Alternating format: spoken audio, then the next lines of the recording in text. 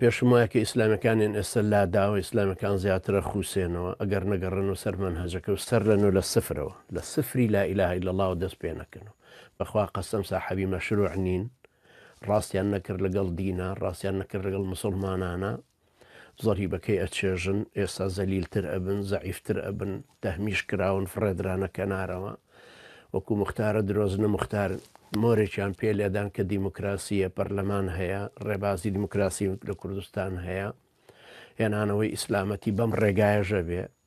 دەستیان لە هەمانەی بەتاڵەوە دەرچوو وە قسەکەی مەلا بەختیاریش زۆر زۆر ڕاست وەگەر یەک کورسیش بێنن هەر ئەوان حاکمن چکە یەک کورسێکە سفرێکی بۆ دانن دە کورسی و سفرێکەکەی بۆ دانن خۆیان حاکمن کەی ویستیان کورسی دانن کەی ویستیان لایە بن کەی ویستیان سەرۆکایەتیەکەن کەی ویستیان دەستورە داڕێژن دەستور بەپێی دەستور سەرۆکایەتی هەبوو سەرۆکایەتی لە خەڵکەوە هەڵبژێرا ئێستا لە پەرلەمانەوە بێ کە سەرۆک هەڵبژێرەکە نەر چێرفان بارزانیە خۆی دوونایی بۆ خۆی داهانێ ئێبراگە لە کۆمەچە لەوە زیاتر چی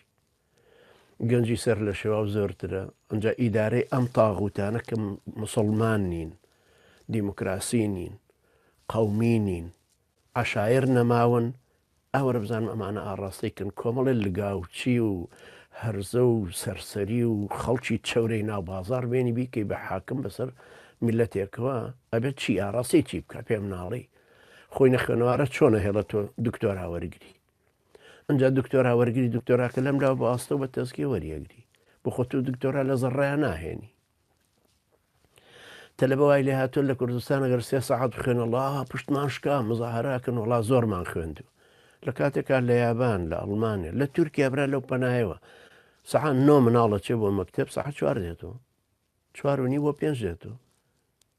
مناڵی ابتیدایی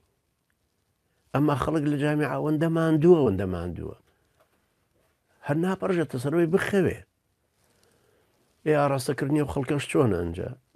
تخوا تەشکیلی ئەو حکومەتە کرێ ئەگەر کرا دوای ئەم 7 مانگە